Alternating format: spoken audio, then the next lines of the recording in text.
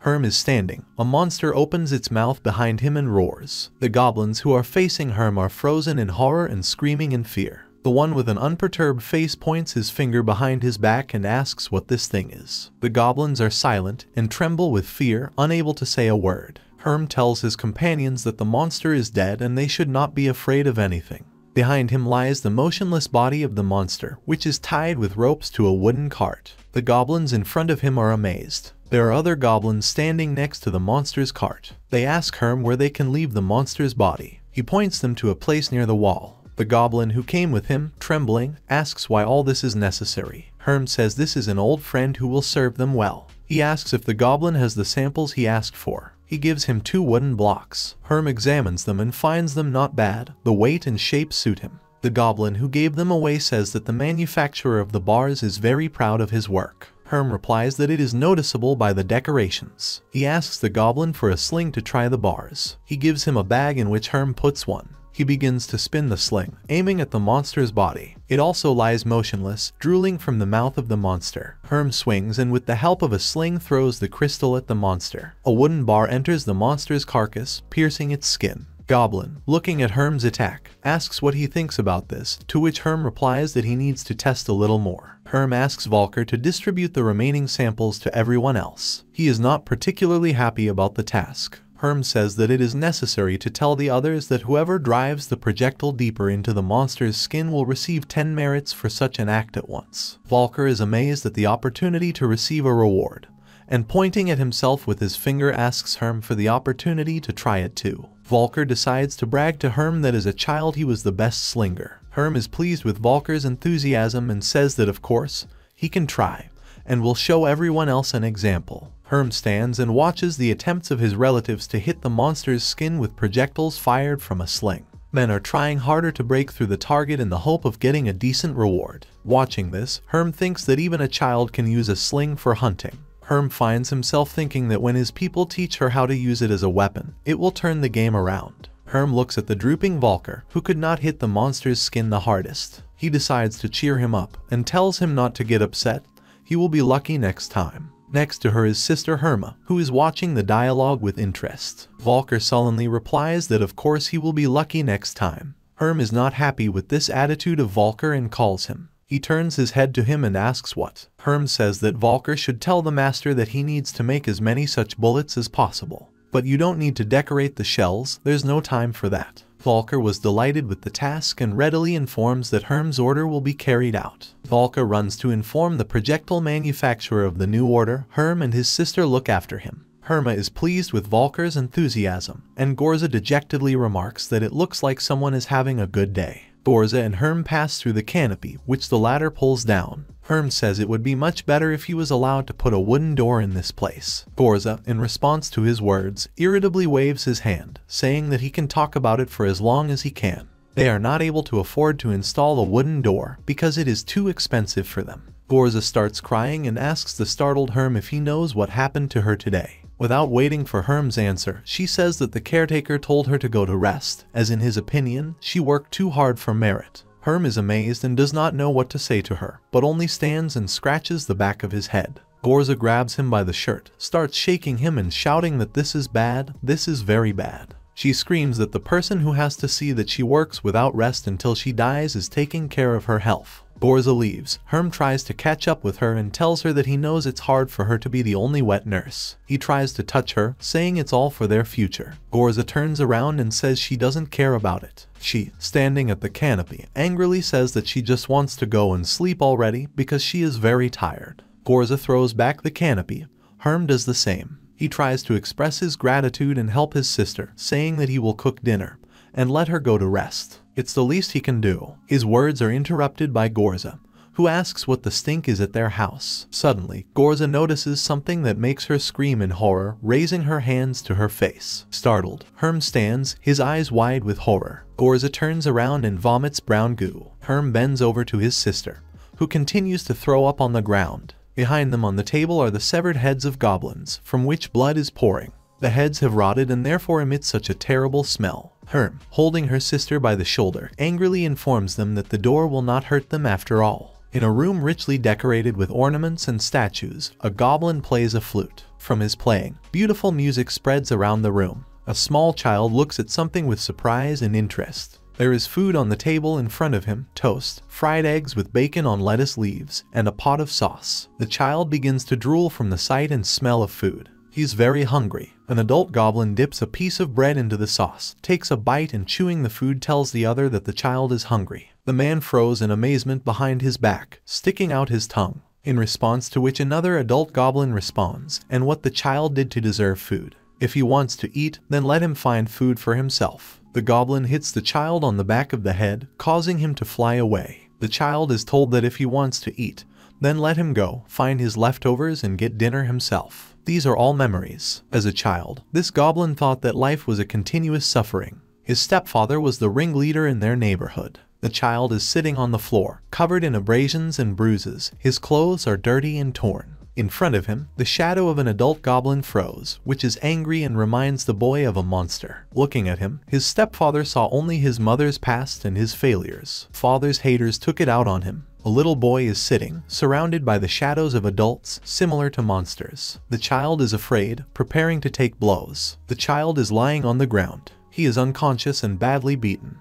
A pool of blood spreads around him. Music continues to flow from the flute. The goblin's furious and angry gaze. When the boy grew up, his parents sent him to the fighting pits. A young man froze in front of the opponent. He is naked to the waist, with a bloody blade in his hands. He is wounded, as is his opponent, who is screaming in rage. The crowd is chanting around them, welcoming the spectacle. His parents sent him to the fighting pits to pay their debts. Night after night, he fought with his peers for his survival. Two young goblins are fighting for life and death. They stab each other with daggers, screaming in rage. A goblin with long hair knocks down an opponent in an attack, hitting him in the face with his head. The opponent lets go of the dagger and screams in pain. He begs for mercy, sitting on his knees. His hands are pressed to his stomach. His eyes are in tears and swollen with bruises. A bloody dagger is lying nearby. He pleadingly continues to beg for mercy. The long-haired goblin stands panting and looking at his opponent. He's sweating. From behind, the crowd chants, asking him to finish off his opponent and not show mercy. He was merciless. If his opponent is alive, then he will die. A long-haired goblin stands and holds the opponent's head by the ear, on whose neck a scarlet dagger mark is visible. The winner has a bloody weapon in his hands. His opponent with his throat cut is defeated. The music continues to play. Rat fights were the norm for them. Two rats with red eyes gnaw each other to death. They are wounded, blood splashes are flying around. Neighborhood kids amuse themselves by making rats fight to the death for scraps of food. A long-haired goblin watches as a group of 4 children stands around a tiny aviary. They laugh, wave their hands, rooting for their champions, 2 rats fighting for the slop inside the pen. The young man finds similarities between his fights and the rat fight. The weak dance for the amusement of the strong. But one night he saw something. A boy pokes a wounded rat with a stick. The beast is lying on its side, it can't get up. The boy pokes her with a tree and angrily demands to get up and fight. Suddenly, the rat jumps out of the enclosure and bites the offender by the hand. He screams in pain. He is amazed by such an act of the animal. He begins to jerk his hand, asking the rat to detach. The young man saw how the rat resisted, and then he understood everything. If even an animal could not accept such a slave life, then why would he calmly put up with such a fate? The boy crushes the rat with his foot, stepping on the small body with force. The young man understands that this rat knew that he could not win, but still she fought. He fought like a rat, not like a slave. The young man realized that if an ordinary rat has so much courage and determination, then why does he not show the same qualities? The young man stands and looks at the body of the rat, which lies on the ground. He understands that even if he suffers, even if he dies, what does it matter to him? It's no worse than his life. On that day, the young man abandoned all existing laws and decided that he would live only by one single law. He will live by his own laws. Music continues to flow from the flute. The guy pours a white liquid into the pot. He thinks that if his parents had thought about him even a little, they would have foreseen this. He didn't poison them, he just put them to sleep. The guy looks at the bodies of adults who are frozen and do not move. They taught him the laws of this world. He took everything from them. The guy stands clutching a bloody axe in his hands. His clothes are also soiled, but his eyes are full of determination. He took strength, lives, and even their skins from his parents. A lot of goblins stand and stare in horror at something in front of them. Someone screams, someone covers his mouth with his hand, someone points at the spectacle with his finger, someone runs away screaming. A guy with long hair stands in front of the crowd and shouts to them that today they have witnessed the end of the old pig's life. Behind his back hang the skins of his parents. The guy demands from the crowd to tell whom they serve. The axe is next to his foot. The crowd humbly bows their heads before him. Music continues to flow from the flute. A man playing an instrument is addressed by the name of Virga. He stops playing and turns to the voice. It's a goblin with long hair. A guy with long hair stands in front of the crowd and shouts to them that today they have witnessed the end of the old pig's life. The guy demands from the crowd to tell whom they serve. Goblin opens the door and shouts loudly to Virga. Goblin with long hair, Virga stops playing the flute and freezes. He turns his attention to the newcomer. He is immediately embarrassed, realizing that he has unceremoniously broken in. He apologizes for this behavior to the boss. Virga puts the flute on a special stand and asks the goblin Oswald to speak. Oswald tells his boss that he was right. Oswald continues and rubbing the bridge of his nose informs that Hjalmar is a traitor. Virga is startled by his words. His gaze becomes angry. He answers him that he understood his words. There are many sculptures of goblin heads on the table. Virga takes one of them. It's a goblin covered with scars. Virga examines the sculpture, holding it in one hand, and says that he is very sorry. Having taken the place of his father, Virga was left alone in the circle of his henchmen. A young boy stands surrounded by many goblin shadows. He needed his people to survive, in those whose desires were not inferior to his desires. The young man walks among the goblins, who look at him with pleading from the ground. The first in the top 10 of his followers was Hjalmar. Virga pats the little goblin on the head, who looks shocked. Virga rallied around himself abandoned bastards of nobles like himself, who shared his thirst for life. A group of goblins are sitting and drinking at the table. They laugh, raise their glasses. Suddenly, the door of the inn opens with a strong bang.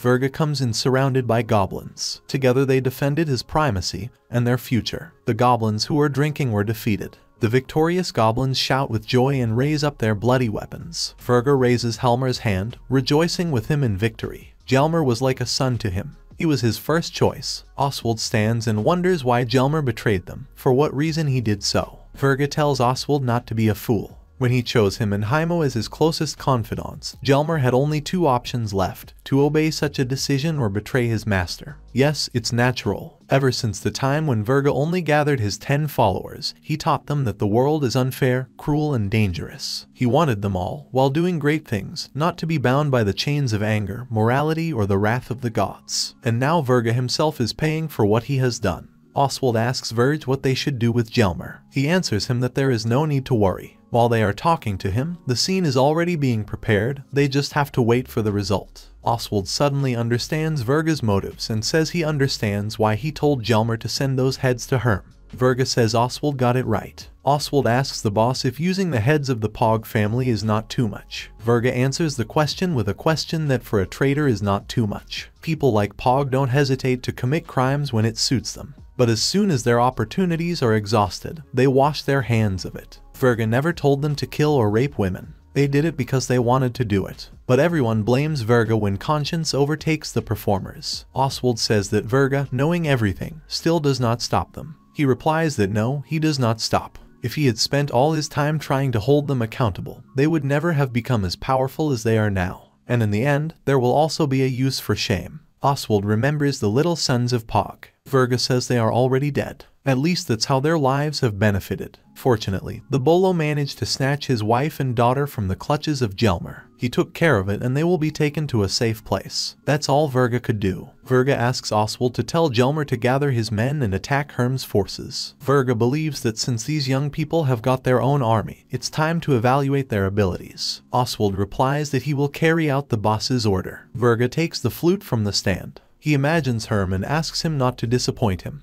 If Herm is really who he is, Virga starts playing the flute again. Herm stands in front of a large wooden gate. They have a small door. A red round symbol is drawn on the surface. The action shifts to a green tent, at the entrance to which there are 2 goblin guards with spears. One of them is yawning with fatigue. There is a meeting going on inside the tent. Herm explains to the audience that since the cancer people are blocking other paths, his troops will have to make their way through the corpse-eating caves. Herm points his finger at the map in front of him and says that such a development of events is exactly what they need. He asks Volker how the construction of barriers is progressing. Volker answers him that people say that the barriers will be ready by morning if such work does not kill them. Herm replies that people will die if the barriers are not ready by the time Helmer's army arrives. Volker agrees with Herm and says he will definitely remind people of this. But Volker keeps saying, scratching his face, that he's a little worried. People are very scared, as they are in the minority, and most of their people have never participated in battles or battles before. He wants to tell Herm something, and Herm says he's ready to listen to him. Since ancient times, generals have sought the favor of the gods before battle. The wooden gates are open, behind them blackness and fog.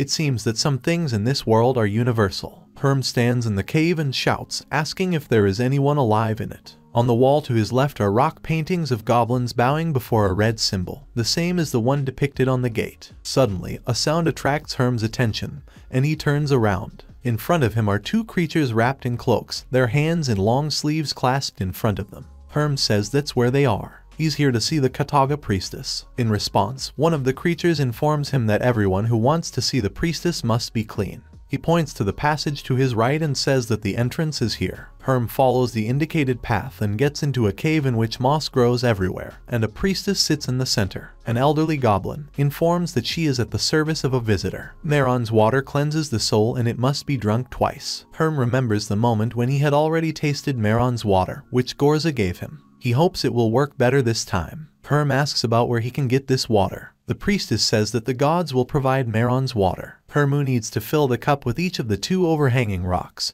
from which the liquid drips in a small drop. Herm stands and watches as water drips slowly into the vessel. The priestess tells him that he is all impatient, in response to which Herm replies that he is going to participate in the battle, and does not want it to start without him. Herm sits down on the floor with his back to the priestess, who also sits with her back to him. She says his behavior is strange. Many men would avoid a battle rather than seek to participate in it. Herm replies to her that he does not belong to this majority. The priestess asks Herm why this battle is so important to him, to which he says that it is unlikely that his words will be understood. The priestess replies that this is the temple of Zaya, the deity of war, who better than her priestess will understand Herm. He agrees with her and tells her that this battle will decide his future. If he wins, he will be able to change this world for the better. If he loses, his people will die, and he will be killed. Herm takes the vessel and shows it to the priestess, asking if there is enough water. She says yes, and that he can drink water. Herm drinks water, tears are pouring from his eyes. He spits and says that Meron's water still tastes like sewage. The priestess asks him what he says he will change the world for the better, so what is he fighting for? Herm, substituting the vessel under another rock, says that he is fighting for justice. He wants the world to be fair. The priestess answers him, calling him a youngster, that justice does not exist.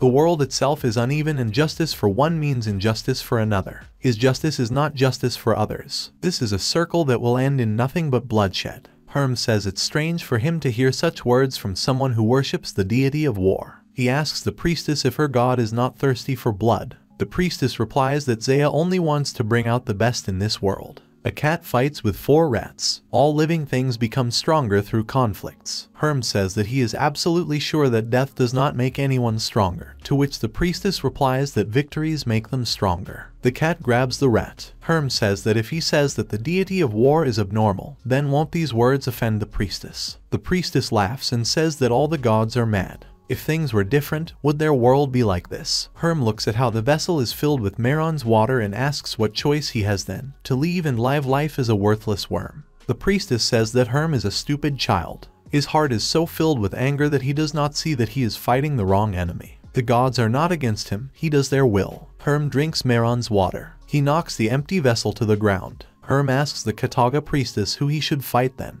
The priestess says he's not so stupid after all. She sees it. Herm notes that she has good teeth for a servant living among the roots. The priestess tells him that it is well played, but she is not a god. Herm replies that no matter who, gods or people, he will be able to defeat everyone. He will defeat everyone who gets in his way. A world stained with blood will still remain a world of blood and violence. Herm defies the mad gods or simply fulfills their will. Herm asks the priestess that in her opinion, he is just a pawn. She asks in response if Herm can be sure of the opposite. Herm gets up and says he's had enough of religious nonsense. It was enough for him last time at the shelter. The priestess watches Herm leave and asks if he doesn't want Zaya to bless his army. Herm waves his hand without turning around and replies that let the priestess let her god decide who to bless. He needs to win the war. Volker asks Herm how it went. He is confused because he does not know what to answer. After thinking about it, he says that the god of war has spoken and let Volker gather people. Herm thinks to himself that he will find out what to say to people. Herm stands in front of the crowd, frozen in anticipation of the speech. Herm is addressing the people when he is interrupted by a shout that a priestess has arrived. Herm looks in amazement at the priestess, who, addressing him as a commander, asks if she can bless his army before the upcoming battle. Herm invites her to be his guest. The priestess takes off her hood and addresses the people as brave warriors, saying that Zaya, the goddess of war, sent her to bless them and give them strength to defeat their enemies. The priestess holds out her hands to the crowd. Herm stands silently beside her. The priestess says that the goddess of war also ordered her to give their commander a new name, namely the name of a great warrior, which he deserves to wear. The priestess shouts that from now on Herm will be known and will be called as the Lion Liberator. Herm looks at the priestess in shock, amazed by her words. The crowd chants his name, Lev. Herm looks at the people in shock. Herm turns to the priestess and asks how she learned his name.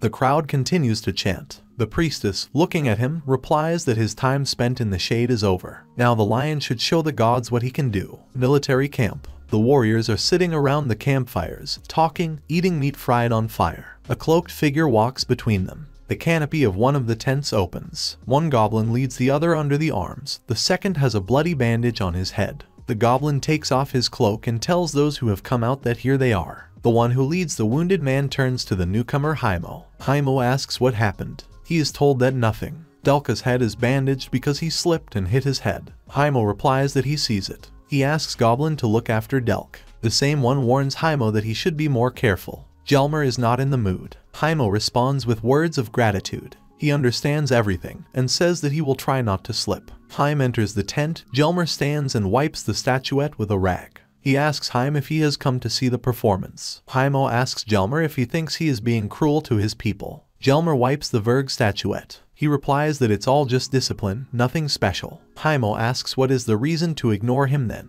It's all nothing special either. Jelmer doesn't know what to say to that. Haimo replies that he did not ask to be the receivers of Verg. What choice did he have? Jelmer says Haimo could have refused. The same one shouts in response that really Verga would accept a refusal, unless Jelmer would have accepted a refusal in the boss's place. He is silent and does not say anything. Haimo regards this as confirmation of his words, and he asks Jelmer if he can stop all this in this case. Haimo tells Jelmer that he doesn't want to lose him. He angrily replies that does Haimo really want him to ignore Verg's orders to attack Herm? Haimo shouts at Jelmer to stop pretending to be a fool. They both know what he's talking about. Verga knows about Jelmer's betrayal. Jelmer says that of course Verga knows, otherwise why would he have sent him here? This whole company is how Verga humiliates him. If Jelmer wins, then his people will suffer, and he will not be able to challenge Verga. Haimo says that then let Jelmer go to Verga, ask for forgiveness and swear allegiance. Jelmer pats Haimo on the head and reminds him of Einshard's words that one emperor leads to glory,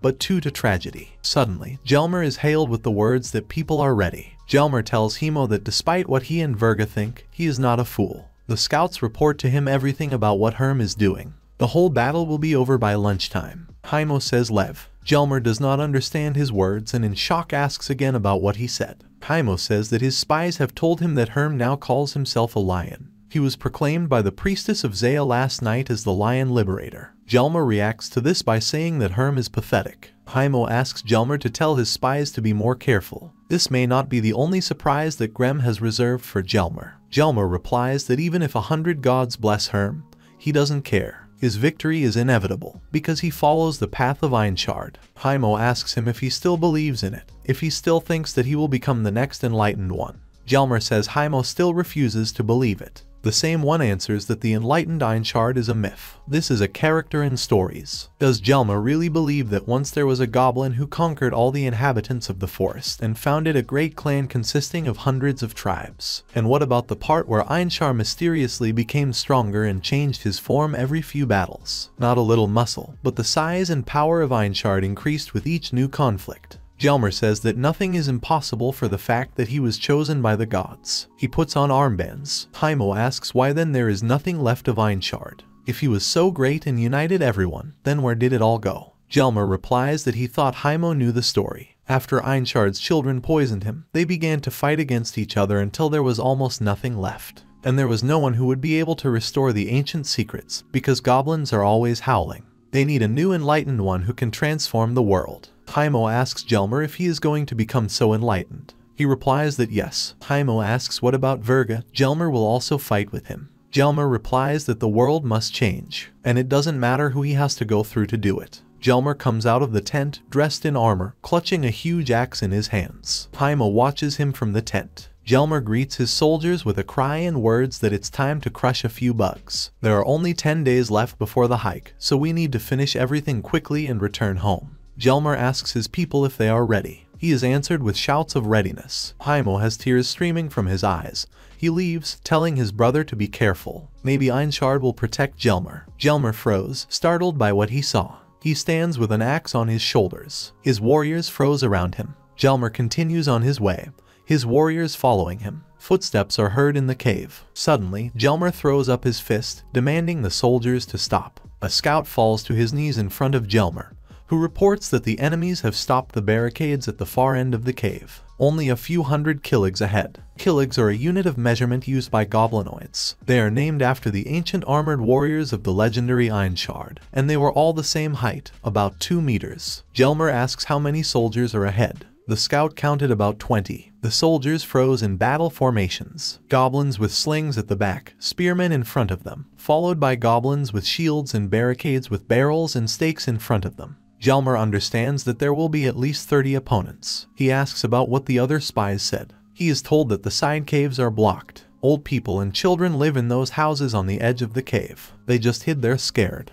Jelmer laughs, saying that this is good. He needs witnesses to what's going to happen today. Suddenly, he is attracted by the words that something is behind them. Jelmer turns around. Behind his troops, another one appears on the hill. This is Verga with his army. Jelmer watches as his people discuss the fact that Verga is here only to make sure that they fight and win. The spy suggests that Jelmer join Herm and try to defeat Verga. Jelmer nods and says it's a great idea. They only have to find 300 more armed men, and it will be almost a fair fight. Jelmer looks at the confusion of his people and tells them that Verga is here to see how they will win. He asks them if they really think that they will be beaten by some unknown shorties and a bunch of dirt diggers. Those are inspired and say that of course not. A lot of hands clutching weapons are rushing up. Jelmer is glad of the raised fighting spirit of his people. He shouts to them that they should show Verga what they are capable of. Herm and Volker are watching the opponents. Volker says they've stopped. Herm sees this and says it's time to negotiate. Volker accepts Herm's weapon and asks if he is really going to go. Herm replies that yes, besides, it's a tradition. Volker asks if negotiations in this case are not a waste of time. He means that they will be attacked anyway. Herm replies to Volker that if he is ever going to lead people, there is something he should learn. Battles are won and lost even before the fighting begins. This is an ideal opportunity to improve their chances of winning. Volker asks Herm how he will improve their chances, to which he replies that he will make the enemies want to drink his blood. Herm goes towards the enemy. Jelmer sees him and is surprised that it is Herm. He says he thought he would be someone impressive, not an ordinary runt. Herm says he prefers to be called a lion and asks what his opponent's name is. Jelmer asks if Herm doesn't know who he is. Jelmer calls him an even bigger fool than he seems. He says his name is Jelmer, and he will be the death of Herm. Herm laughs at his words. He says that Verga thinks that's all he's worth, since he sent Jelmer to him. He demands Jelmer to return to his master and tell him to send Oswald, Luger or Haimo. Herm turns his back on the enemy, about to leave, and says that Jelmer is not worth his time. In response to such an attack, Jelmer clenches his fist in anger. He's furious. He rushes at Herm, raising his fist and calling him a pathetic little worm. Suddenly, he stops and then starts laughing. Herm turns to him. Jelmer continues to laugh, and Herm asks him what made him laugh so much. Jelmer says that Herm came to him with childish tricks. As soon as he crushes these rats that Herm has collected, he will ask his new slaves what made Herm like this. Then, he will make them compose a song as a reminder for future generations. The story of an imbecile fool who was crushed by his boot. Jelmer asks Herm how he likes such prospects. And then something happens that surprises Jelmer. The silhouette of the deity of war appears in the air above Herm. Herm stands, clenching his fists. Jelmer doesn't understand what he just saw. He decides that he imagined it all. He shouts to his warriors that he will reward anyone who brings him Shorty's head. And he calls on his people to advance. The tramp of many feet. A stone crumb flies out from under the bare feet. Herm stands with his arms crossed and watches. He is focused and tries to assess all possible outcomes of the conflict. Axes and spears are rushing up. The barricades erected by the soldiers of Herm are standing. Wooden stakes are sharpened and ready to meet the onslaught of enemy troops. In the cave, Herm's soldiers lined up behind barricades in a narrow passage that did not give a numerical advantage to the attackers. Gelmer's soldiers are running at them. They run chaotically without any combat formation. Gelmer encourages his men, urging them to go into battle, saying that he will personally reward the first warrior, who turns out to be on the other side of the barrier. Gelmer points with the hand holding the axe in the direction of the enemy. The soldiers around him are roaring, hungry for battle and glory. They readily run to the attack. A projectile crashes into Gelmer's armored shoulder, which bounces off the armor. Gelmer is surprised that it was. A lot of shells are flying into his army, which Herm's soldiers had previously learned to shoot with. They wound Gelmer's soldiers. Some of the shells fall into the armor while some injure the warriors. Gelmer is angry and amazed by what he saw. He did not expect such an attack from the enemy. Suddenly, Gelmer begins to think about what he can lose. He looks at how confidently Herm is standing on the barricades, and a lot of shells are flying into the army from behind him. Gelmer begins to get angry. His eyes are bloodshot. Gelmer shouts to his soldiers to forget everything and follow him into battle. With a roar, raising the axe, he rushes into the attack in a rage. He shouts to his soldiers not to stop, just stones are flying at them. They are confused, because they also did not expect such an attack from the enemy. But they, inspired by their commander, run into battle, shouting that they will destroy the opponents. Volker tells Herm, standing behind him, that it seems they have angered Gelmer's army. Herm says it's good. This tactic was his plan. Herm orders Volker to give the order to retreat as soon as the shells run out. Herm jumps off the barrel he was standing on earlier to observe everything that is happening. Herm says that retreating people should not forget about the marks on the way. The spearmen will defend the barrier as long as they can. Herm smiles and says it's time to start the next stage. Gelmer looks at the attack of Herm's men and wonders if his opponents really decided that the stones would stop them. Gelmer shouts to his soldiers not to show mercy to the enemy. They welcome such a team with joy. Goblin warrior with an axe cuts through the barricade. He smiles and calls for the meat to come out through the gap that has formed. Herm's warriors are fleeing in fear, abandoning their positions. The goblin warrior climbs over the barricades and asks the fleeing ones where they are, because it's time to eat. He is very pleased with everything that is happening. Suddenly he looks at his hand. He leaned on it when he licked it, and now there is a black and oily liquid on it. The warrior does not understand what it is. An order to retreat is heard among Herm's men. The soldiers are retreating, but there is one soldier standing in front, holding a burning torch in his hand. Gelmer's soldier informs the boss that Verga has arrived. Gelmer smiles. He believes that he has already won and says that let Verga enjoy the spectacle. Soon it will be his turn. Suddenly, the cave in front of Gelmer is illuminated. He is amazed. He turns around and sees that the barricades are ablaze. His soldiers are burning, or they are running from the fire screaming. Gelmer screams in horror that no, it can't be. The soldier next to him is terrified. He asks the commander what they should do. Verga stands surrounded by her people and watches the barricades of Herm burn, and with them the army of Helmer. One of Verg's confidants with shadows around his eyes says that Gelmer's army has lost the initiative. Heimo says that soon the soldiers will return with rags and water, and it won't take long to break through the fire. Another confidant calls Gelmer's army fools. They need to use axes and not let the enemy escape. The goblin with shadows says that no one will escape. He encourages everyone to look and points with his finger. What I saw is shocking. Heimo looks at something in front of him in shock. Another army stands and looks at the burning barricades. This is the army of Cancer. The goblin with shadows says that the army of Cancer will destroy Gelmer's army if he tries to escape. Another confidant with a short haircut says that Gelmer's army was in a rat pit. He asks everyone that none of them wants to place bets, offering 20 for Herm's victory. These words make Heimo angry. He shouts that this is an abomination and how a goblin can bet on his brother's fate. The same replies that Heimo simply no longer believes in Gelmer's victory. Goblin with shadows decides to support his brother and puts 20 on Gelmer's victory. Heimo supports this bet. A goblin with short hair accepts their bets and says that the fun is about to begin. Gelmer's soldier turns to him and says that they got furniture from the houses. Gelmer is standing near the burning barricades. Sweat is pouring from him. He says that his warriors did a good job. Let them make shields and shelters out of furniture, since the enemies may start shooting again. One of the goblins calls for it to be better to do something than to break through the wall. There are other soldiers around. The glow is burning. Gelmer stands and looks at the enemy fortifications and insults the opponents, since they can only run and hide. Herm stands with a helmet on his head behind the fortifications. He asks Volker about their losses. He answers him that 2 were killed, 5 were wounded. Herm says the enemies have lost a quarter. The alignment is still not in their favor, but the situation has definitely improved. Volker is trying to attract the attention of his commander to the army of Cancer, as their warriors are concerned about another army. Herm replies without a shadow of fear that let Volker tell the others to think about the enemy standing in front of them. Cancer will become a threat only if they lose, and this is not part of their plan.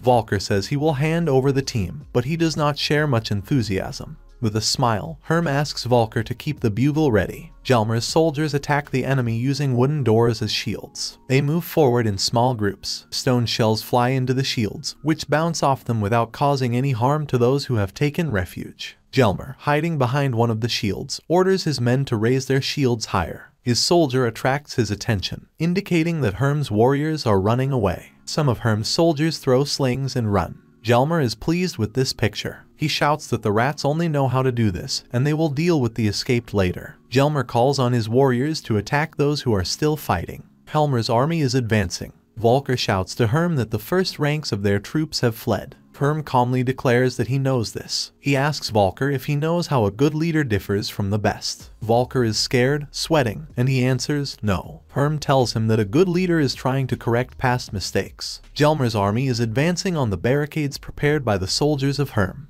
They have very little left. Herm continues by saying that the best leader foresees and does not allow the future. Hjalmar the Joyful is preparing to defeat the enemy. Suddenly, the warriors around him stop and start growling and moaning in pain. Hjalmar himself stops for the same reason. He screams, lifting up his leg, his foot is bleeding.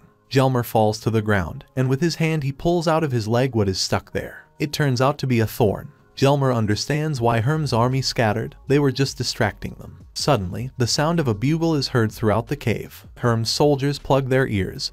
He is amazed that the bugle sounds. The soldiers, pressing their hands to their ears, tell Hjalmar that they have problems. Annoyed and angry, Hjalmar throws aside the thorn and says that he himself sees that they have problems. The soldier says that he is not talking about thorns, and attracts the commander's attention to the shacks. Goblins with weapons in their hands stand against the background of the houses. There are many of them. The soldier tells Hjalmar that there is another army there. The goblin soldier runs away, spears fly after him. He runs to his brothers, the remnants of which are hiding behind shields. Warriors use the turtle formation, hiding from enemy shells behind wooden shields. But their construction is surrounded by enemies from all sides. A lot of goblins are coming at them. Spears and stones are flying at them. Verga is looking after all this. A goblin with short hair tells the rest of Verg's entourage that it seems his bet will play. Haimo is scared and sweating. He says that Hjalmar has been surrounded and asks permission from Verg to lead the warriors to save him. The goblin with short hair replies that Hjalmar led himself to defeat, so let him die.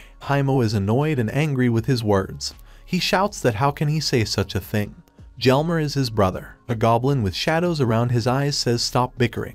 He asks Verga what decision he will make. Verga looks thoughtfully in front of him. Hjalmar stands surrounded by his warriors and a curtain of shields. He is scared and asks when this little man got such an army. Unexpectedly, his attention is attracted by the question whether Poga's wife is standing there. Hjalmar turns around and asks where exactly. The soldier points to the side with his hand and says that over there is a girl with a red bandage on her arm. There's an angry girl standing there, with a red armband tied around her arm. Behind her is an army of goblins, all of whom are angry and eager for revenge. Hjalmar's soldiers recognize them as Karnek's father and Morn's sister. They realize that they know almost everyone. A goblin with a pigtail stands and chews. Cancer sits on a chair in front of him and watches the battle. The goblin with the pigtail says that in the beginning he thought that the kid was crazy when he asked to gather the families of all those to whom Hjalmar spoiled the blood. But there were many of them. He notices that a bunch of crazed ants can bite even a giant. Cancer responds by telling him that the giant has not lost yet. The goblin with the pigtail, continuing to chew, asks if Hjalmar really still has a chance. Cancer replies that there is nothing scarier than a beast cornered. Words are heard that a lion is approaching. Goblin warriors are standing. There is another one between them. This is Herm. Hjalmar watches as his opponent approaches. He tells his warriors that Herm likes to chat, and let his warriors wait for the signal. They will attack him all together. The soldier must pass this order on to everyone else. He understood his command, but looks scared. Hjalmar looks out from behind the shields and asks Herm if he has come to chat again. He also calls the opponent a shorty. Jelmer says he is ready to listen to what Herm has come up with this time. Herm replies that he didn't come to talk to him. Jelmer is amazed by this answer and asks again. Herm says he's come to talk to Jelmer's soldiers. He raises his hand and shouts, attracting the attention of the enemy soldiers. He shouts to them separately that everything that is happening is not their warrior. The soldiers look at each other, thinking about what has been said. Herm shouts that they were forced to fight each other to weaken them. And while the best of them are killing each other, the others are watching it all and laughing. Herm continues, telling Jelmer's soldiers that he is not their enemy. He is not their enemy. They are all his brothers. He doesn't want to hurt them. He knows they were forced to fight. He knows they don't want to fight here. They want to go home to warmth and tranquility, and not die for those who don't care about their fate. Soldiers are amazed to listen to such speeches. Herm says he has come to say that any of the soldiers will get their freedom if they lay down their weapons. In response, he is shouted that this will never happen, because if they surrender, he will simply kill them. This is supported by shouts of approval and words that they would rather take Herm with them. Jelmer tells Herm that he is wasting his time. Does Herm really think that Varga will just let these soldiers go? Each of them is obliged to fight to the death. Herm shrugs and says that maybe yes, maybe no. Herm asks the opponents why Varga didn't help them. Without waiting for an answer, he says that Varga is bored by the death of Jelmer and all his subordinates. He points his hand at Varga and his men, and tells Jelmer's soldiers that Varga is not their ally. They will be killed even if they win. Varga silently watches everything that happens. Herm continues, saying that as long as Jelmer is alive, the soldiers are obliged to fight. Therefore, he gives them a choice, either they all die, or only Jelmer. The latter is amazed by his words. Sweat is rolling down his face. The soldier asks Jelmer if Herm told the truth. A discussion begins between the soldiers that if they do not kill Jelmer, then Varga will cut them all out. Maybe Varga really only needs Jelmer. He is amazed. He looks at his warriors and says that he would never do this to them. He says he's doing it all by Einshard's will. He does all this for them, for all of them. Herm parodies him, saying that he does all this for himself. Jelmer is amazed. He shouts insults at Herm, and he raises his axe to attack, intending to rush at Herm. His warriors are standing around him. One of the soldiers steps forward. Jelmer freezes, startled. He looks down. A wound is visible on his stomach. Jelmer is shocked. A spear flies into his back, which pierces his skin. Jelmer falls forward with a cry. Words of apology and that the attacker has children are flying at his back. The other soldiers just stand there. They say that all this is happening is Helmer's fault and what the hell is he the chosen one. The wounded Jelmer falls to his knees. He clutches his axe in his hand, amazed at the betrayal of his own people. He gets up from his knees with a shout, and with a swing of his weapon, turns around, striking the soldiers behind him. Jelmer is furious and shouts at them that they are traitors. He'll kill them all himself. Jelmer screams and thinks about what it's like to be betrayed by those he trusted. He wonders how he could have done this to Virgo himself, remembering how he found him. He mentally asks Virgo for forgiveness for his actions. Jelmer is wounded, with many spears sticking out of his body. The soldier jumps, raising an axe over his head. Jelmer mentally asks Virgo for forgiveness, calling him father. The warrior puts the axe in front of Herm and says they surrender. All the warriors fall to their knees. A cry is heard that Virga is approaching. Herm looks at it calmly. Volker behind him is scared. Virga and her warriors are approaching the soldiers of Herm and the remnants of Helmer's army. Herm silently looks at the new opponent. Heimo bends over Jelmer's body with tears. He draws his weapon and with tears in his eyes says that he will kill everyone here and will start with Herm. Heimo is about to charge when an order is heard behind his back that enough is enough. Heimo turns to Virgo, trying to challenge his decision, who silently points his hand in front of him. Heimo turns after this gesture. Next to Herm is Cancer, and behind him is his entire army. Herm looks calmly in front of him, ready for anything. Virga exhales, and orders his men to leave. Heimo, before leaving, casts a look full of hatred at Herm and his people. He almost laughs in his face, spreading his hands. Virg's army leaves and hides behind the hill. Volker asks Herm that they won. Why is he not happy? Behind them, the other goblins are shouting and hugging, celebrating their victory. Herm says the war is not over, and next time the victory will not be so easy for them. Volker agrees with him, but says that now they have won, and this is something. Herm bows his head, smiling, and agrees with the subordinate. He says that all the warriors deserve a strong mug. Volker readily accepts the command. But then you hear that there are problems. The soldier tells Herm and the stricken Volker that the Cancer warriors are taking all the loot, and the families are going to kill the prisoners. The bodies of the defeated goblins lie on the ground. Cancer warriors search them, taking everything of value that they find. Herm is walking in the middle of all this horror. He screams for the looters to stop and stop. One of them, without raising his head, tells Herm to fuck off, calling him a shorty. He says they're cleaning up the mess behind Herm. Herm, looking at the warriors in front of him, says that he does not need such a service. He demands that the soldier take his friends and get out of here until he and Cancer agree on the loot. Someone is running.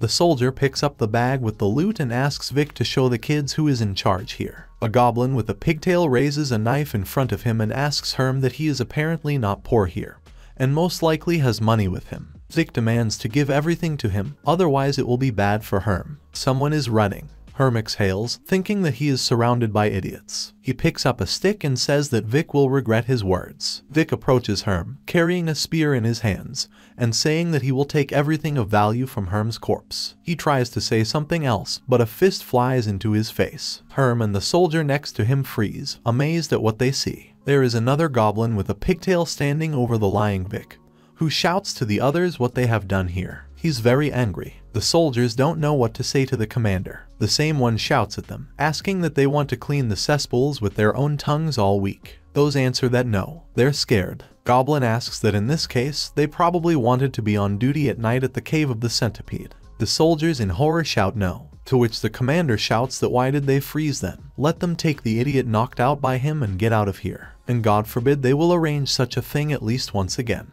After that, the soldiers with a comrade on their shoulders leave. Their commander apologizes to Herm for his men. He says that someday these idiots will bring him down. Herm thanks him for his help and gives his stick to the soldier. His rescuer winks at him, saying that as if Herm needed help. He just didn't want to explain to the relatives of his soldiers why they died so stupidly. Herm smiles and says he wouldn't kill them. He would just teach them a lesson. The soldier says that after what Herm did to Jelmer, he is surprised that others decided to do this. He concludes that idiots don't learn anything. Cancer tells him that he chose such people for himself. He hits himself on the head and asks the boss for forgiveness. Cancer approaches him and Herm. Herm thanks Cancer for his help at the end, to which he replies that, as his lieutenant said, Herm would have done it himself. But please anyway. Herm asks Cancer that the same is not going to ask for additional payment. Cancer answers him that they agreed on a third.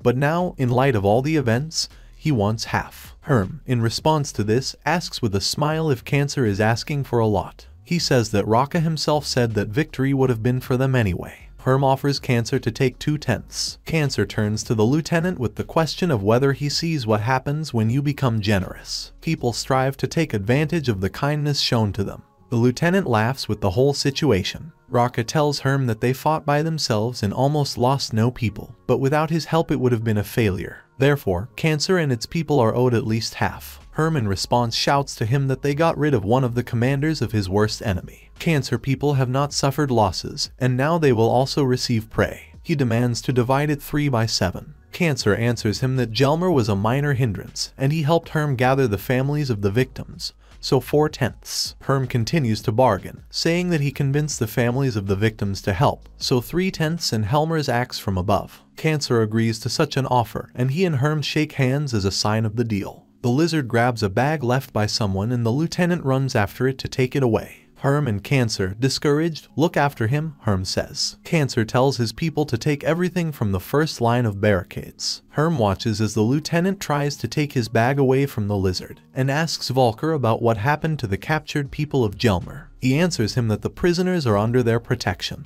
The families didn't want to let them go alive, but they managed to convince them. Goblin warriors with weapons in their hands stand between the families and the prisoners. Family members look at the prisoners with anger. Herma is pleased with this development. He says that when the families disperse, the prisoners should be left in their trousers and released, and give a third of the loot to Cancer since they have an agreement. Volker tells Herm that he doesn't like Cancer at all. Herm says he doesn't have to like him. He and Cancer are allies in the face of a common enemy. Volker asks Herm what will happen when the enemy is gone. Herm in response to this says that then they will see which of them will be stronger. Problems should be solved as they become available. Volker walks through the cave, a bundle hanging on his shoulder. He looks around in fear. A strange sound is heard in the cave. A frightened Volker waves a stick in front of him, shouting who is here. But under the weight of the knapsack, he flies off to the side and falls to the ground. The stick flies out of his hands. He hits his face painfully on the rocks. When Volker raises his head, he sees two lizards approaching him.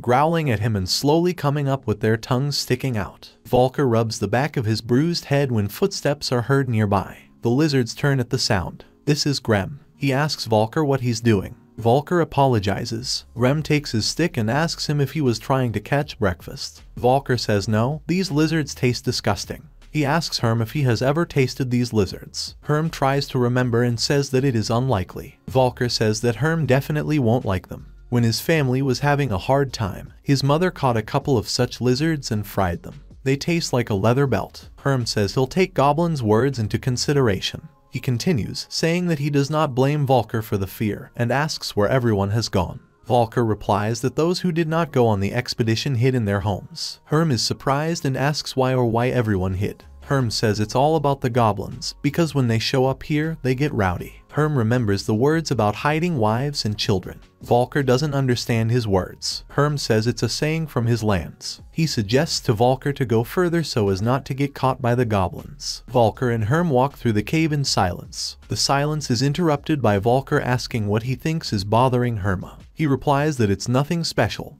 and why he decided to ask such a question. Volker says that if something happens, Herm becomes very laconic and calm. Herm asks him if he's not usually calm. Volker confusedly says that Herm is too calm right now. He's always like that. But when something pisses him off, he tries to calm down even more. Herm asks again, trying to find out what else Volker noticed in his behavior. He tries to guess, saying that Herm likes to smile. He looks at him strangely after that, and Volker will hurry to say that it's true. Herm doesn't smile only when he feels uncomfortable, when someone annoys him, or when Herm wants to stab someone. Herm thinks about such comments. He asks what else Volker noticed. He says that Herm usually behaves the way he does now when someone interferes with his plans. Or maybe Herm is acting like this because of her sister. Herm looks up and tells Volker that he is walking on thin ice. Volker does not understand this turn of speech. Herm forgot that the creatures here don't always understand him. He says it's just an expression that means Herm crossed a line that wasn't worth it. Volker says that Herm knows a lot and apologizes to him for saying too much. Herm tells him that he should just be more careful next time.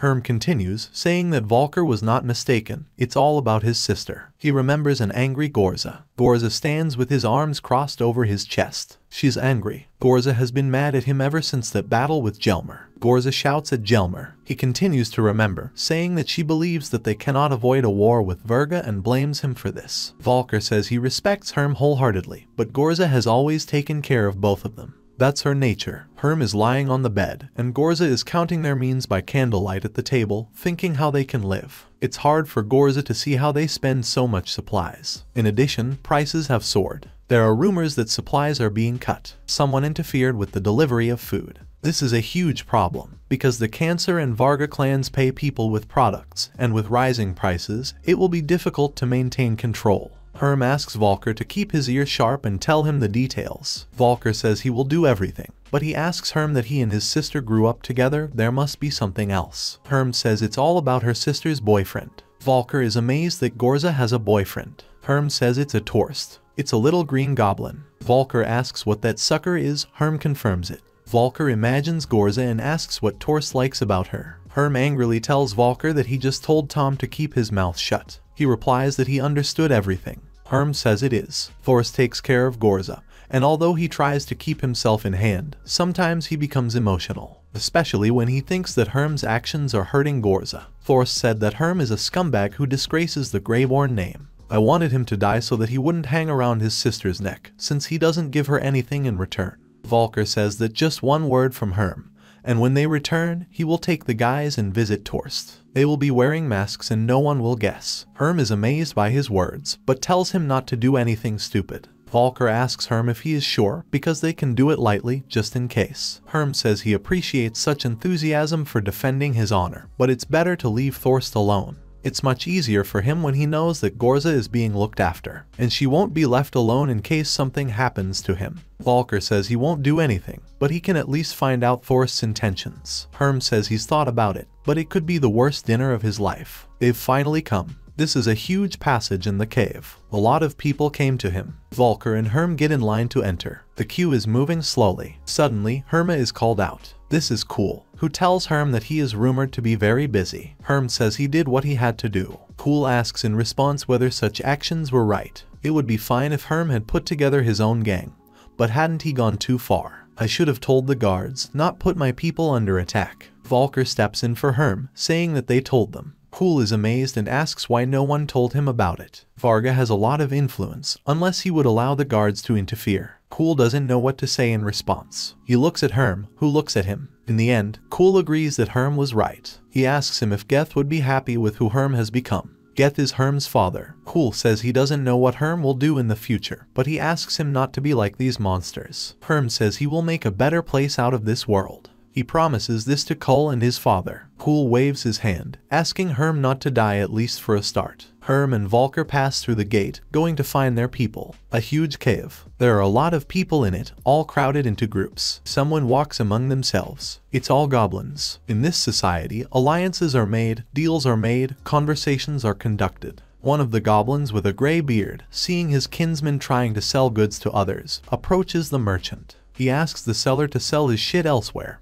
or else he shoves it down his throat. The goblin who was going to buy the goods is unhappy and shouts at the back of the defender that Elvis forgot his flask and they just need a new one. And here they are offered a flask for a good and affordable price. Goblin turns to them and with a serious face says that it is worth thinking with your head before making deals. They were going to buy flasks of Baras. Such flasks are made of soft leather and will leak from the water in a couple of days. They should look for flasks of fear. He touches his canteen and says that this one has already been on 2 expeditions with him, and is still as good as new. Another goblin who watched this scene says that buyers won't live a week anyway. What's all this about? Their intercessor, having already turned his back to them, raised his hand, responding to the grateful farewells in return. He says at least they won't die of thirst. He asks Malg if he has seen them. He indicates that yes, showing the direction with his hand. A lot of goblins stand with bags and communicate with each other. Malg asks the other goblin if he has seen the boss or Volker. He replies that they are delayed. Leo lives far away, near the warden's block, so they have a long way to get. Suddenly, another one runs towards the crowd of goblins at full speed. He shouts to Malg that they have problems. Varga's people are plotting something against the Cancer Gang. The messenger is asked about how bad everything is. As soon as he could catch his breath from running fast, he says that it's terrible. Most Cancer people haven't returned yet. Goblin calls to gather all their people together so that Cancer helped them in the battle and it's their time to return his debt to his people. Malg tries to remind about Herm that they agreed to meet at this place. The two of them look at a large stone on which a smaller stone is lying. Gray goblins are carrying a stretcher on which a green goblin is sitting. Nearby, other simple goblins go on foot and carry their bags. Volker draws Herm's attention to this sight by saying that the goblin has a palanquin. Volker shouts about it. He's nervous. Herm asks him to behave appropriately to the place. Volker asks what is in his behavior that does not correspond to this place. This is neutral territory. Here Varga or other thugs will not be able to harm them in any way. Herm tells Volker that he should say these words to those who persecute them. Volker starts looking around in fright and asks Herm if they are really being followed. Herm hits him on the back of the head with his palm and tells him to stop staring. Their pursuers will immediately attack if they realize that they have been spotted. They have someone on their tail from the moment they pass the gate. Volker, in a trembling voice, asks why, in this case, they have not yet been attacked. Herm replies that either they are taken to the right place or they go there anyway. Volker is frightened by such words and hurries to share his fears with Herm. Herm sees this reaction of his companion and asks him what he thinks should be done in this case. Volker is amazed and confused. He again begins to ask in a trembling voice why Herm is asking him such questions. Volker points a finger at himself, hinting that he is unlikely to give the right answer. Herm looks at him with condescension and says that Volker is his deputy, and in his status, it is not supposed to just follow orders, but it is worth learning to think with your own head and make decisions on your own. Herm continues by saying that he must be sure that if something happens to him, his people will not be lost without him and will remain alive. So he tells Volker with a smile that he has to get them out of here, and he is waiting for his orders. Volker is confused. There is not a single idea in his head. He asks Herm again if he really expects orders from him. Herm realizes that his deputy cannot cope without help and says that 4 pursuers are behind them. 3 on the right, 3 on the left. Silhouettes of those who are on the heels of Grem and Volker loom in the crowd of goblins. Herm says it's a standard surveillance scheme. An ambush may be waiting for them ahead. Volker is scared. He understands that there are so many pursuers. He wants to ask Herm to command, because he thinks he can't handle it. Herm sees his suffering and asks Volker to calm down.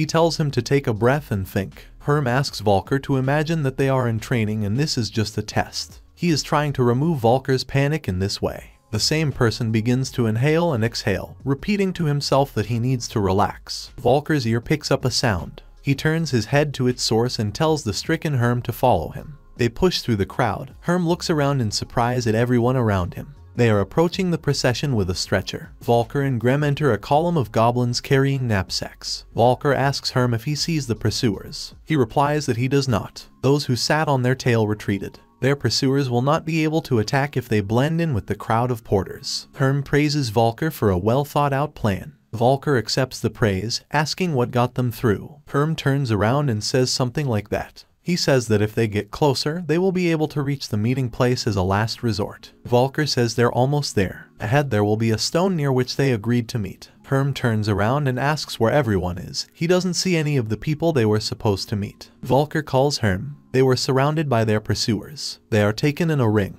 Heimo comes out from behind the stone and tells Herm and Volker that if they are looking for their people, then they are not here. Turning to Herm, he continues, saying that they have unfinished business. Heimo looks at his enemies with hatred. 3.